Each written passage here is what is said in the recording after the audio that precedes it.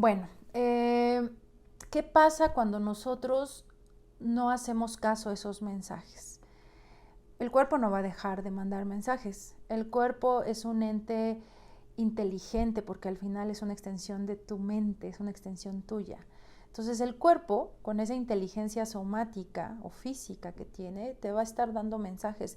El primero va a ser con una intensidad, el segundo va a ser ya con el doble de la intensidad del primer mensaje y el tercero muchas veces ya va a venir acompañado de ciertas, ya no solo síntomas, sino a veces de ciertas enfermedades psicosomáticas, es decir, que ya se desarrollaron como un conjunto de síntomas que ya podemos incluso ir diferenciando patrones, por ejemplo, de enfermedad. En el caso, por ejemplo, de lo más común, podría ser una gastritis, a lo mejor un proceso inflamatorio a nivel intestinal que puede generar múltiples cosas, ¿no? Como ya dije, gastritis o infeccioso, porque la gastritis es una infección, pero también inflamación, o puede desarrollar a lo mejor quistes, miomas, una inflamación en vías respiratorias o en la garganta, entonces, o dolores de cabeza, migrañosos, etcétera. Entonces, regularmente, y cada persona va a desarrollar diversos síntomas, y cada persona puede desarrollar diferentes trastornos. Ahora,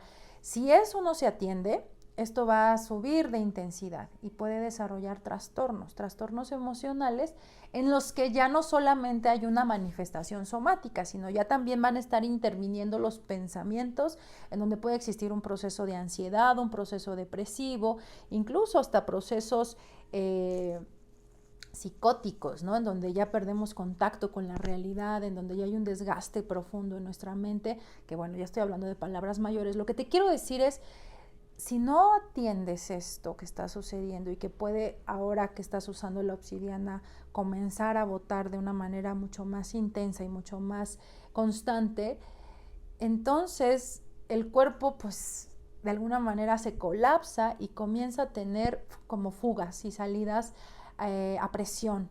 Y muchas veces estas salidas a presión son muy peligrosas porque nos pueden dar desde, no sé, un ataque de pánico, a lo mejor una parálisis facial, podemos tener una crisis emocional aguda en donde llegamos al hospital, etcétera, ¿no? Entonces es muy importante saber identificar desde el inicio esta situación. Entonces ahora es una gran oportunidad para poder identificar con un acompañamiento profesional de mi parte qué es lo que está sucediendo en tu cuerpo y no dejar nada a lo circunstancial o al azar. Todas las cosas que nos suceden es por algo, todas las cosas tienen una razón de ser. No hay nada que suceda en tu cuerpo que no tenga una explicación y no hay nada que de eso que tenga explicación que no la entiendas y no la sepas tú, solo que a veces son explicaciones muy veladas o muy difíciles de entender. Entonces, para eso a veces el cuerpo tiene que hacer uso de otros mecanismos de comunicación, por ejemplo, los sueños, que es en donde se va a manifestar sobre todo esta parte del inconsciente, que también es el inconsciente en los síntomas, pero aquí utiliza un lenguaje diferente, un lenguaje a través de los símbolos, a través de los arquetipos, a través de cosas ambiguas, complejas. Entonces, a ver, voy a hablarles de los arquetipos y de los símbolos en un video posterior porque es un poco complejo. Ahorita yo solo quiero que vayas anotando tus sueños y que te vayas dando cuenta que los sueños regularmente son una mezcla de todo lo que nos va sucediendo en la vida.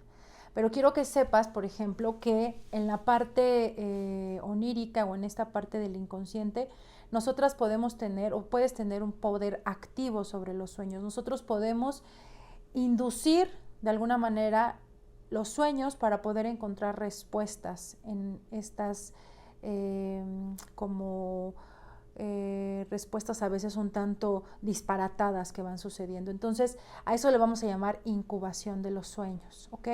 Para incubar un sueño es muy importante tener claramente, ¿sí?, qué es lo que quiero yo descifrar en ese sueño, qué es lo que quiero descubrir en ese sueño.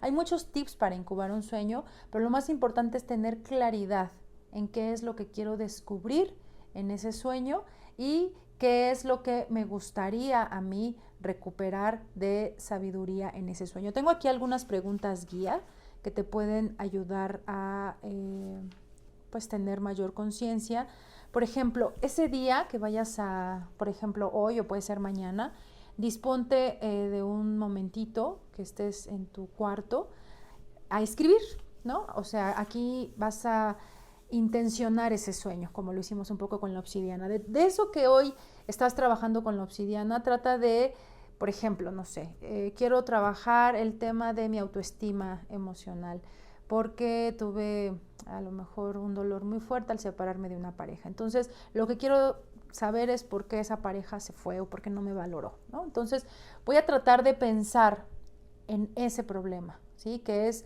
por qué mi pareja no me valoró, ¿no? Entonces, ¿cuál es la principal causa de mi problema? Entonces, yo me voy a dar ahí una respuesta. A lo mejor que no me valoro lo suficiente y eso provocó que mi pareja en ese entonces no me valorara tampoco. Y esto tiene que ver con que en mi vida no me he sabido dar el valor suficiente porque analizo mi historia y me he dado cuenta que mi familia tampoco me lo ha dado. Entonces voy a tratar de escribir cuáles son las posibles causas de mis problemas o de mi problema en específico. Ahora voy a pensar también en las soluciones. ¿Qué es lo que yo me imagino que tendría que hacer una mujer que no se valora? Bueno, pues pienso que una mujer que no se valora tendría que darse más su tiempo, conocerse más, tomar terapia, respetar sus tiempos y hacer respetarle sus tiempos y sus decisiones a los demás, ser más asertiva, tener más confianza en sí misma, tener más conciencia de lo que es y más seguridad de lo que es. Entonces voy a trabajar también las soluciones. Voy a trabajar también en ese momento en la escritura cómo me siento de estar pensando en ese tema. ¿Qué síntomas estoy teniendo en mi cuerpo? ¿Qué pensamientos vienen a mí? ¿Me cuesta trabajo? ¿Estoy tensa? ¿Siento mi corazón palpitar muy alto? ¿O tengo sudoración en las manos? ¿O tengo otra vez el tic en el ojo? ¿Cómo me siento con estar pensando en ese momento antes de dormir en esta problemática? Ahora, ¿es más seguro vivir con el problema que resolverlo? Es decir, aquí hay algo muy importante. ¿Qué obtengo de, por ejemplo, no darme mi valor frente a mis parejas? A lo mejor obtengo, no sé, voy a decir algo fuerte, ¿no? Tener un lugar de lástima frente al otro. Y entonces he aprendido que ese lugar de alguna manera pues me permite irla pasando, no esforzarme.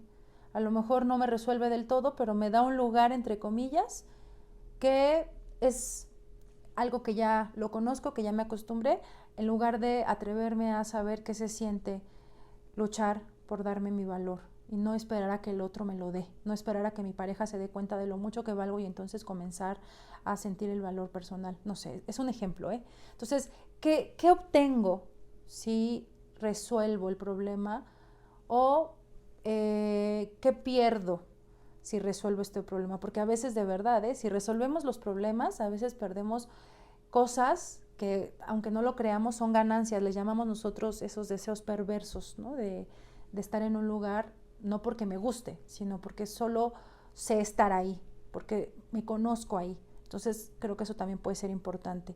Y una pregunta también que te puede ayudar a resolver esto es: si mi yo del futuro me dijera algo en este momento, ¿qué me diría? ¿Cómo me ayudaría mi yo del futuro, no sé, en unos 5 años? Acuérdense de este ejercicio de en 5 años, ¿cómo me veré? ¿Qué me diría?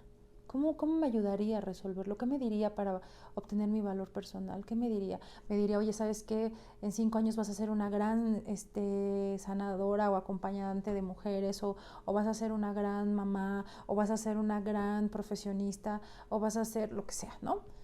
Y trabaja, sigue, avanza, porque esto solamente es un obstáculo momentáneo y vas a tener mucha luz en el futuro. No lo sé, ¿no? Entonces pensar qué me diría. Ahora, antes de dormir,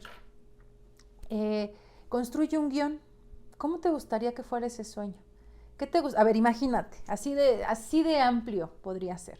Me gustaría ir caminando en un lugar boscoso o precioso, encontrarme un gran espejo y entonces mirarme y empezar a ver toda la maravillosa mujer que soy.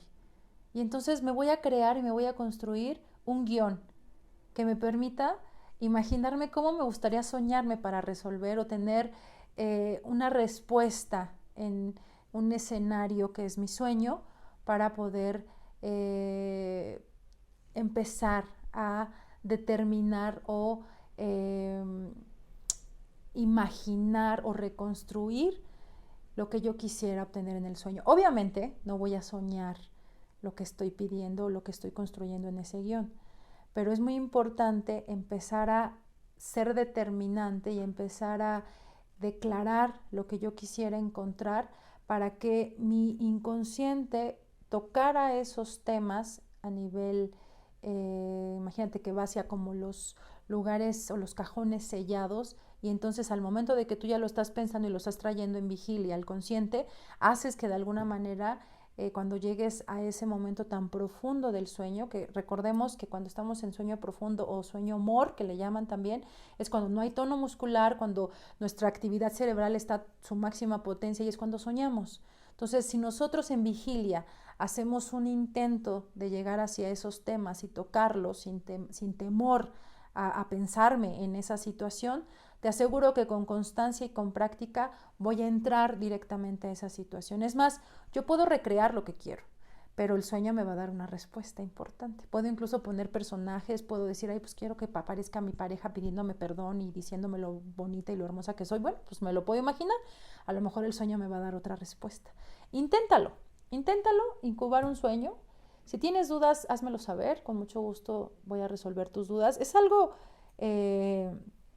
no es algo sencillo, ¿eh? O sea, a veces me dicen, oye, ¿qué significa soñar con mi mamá o soñar con que se me caen los dientes?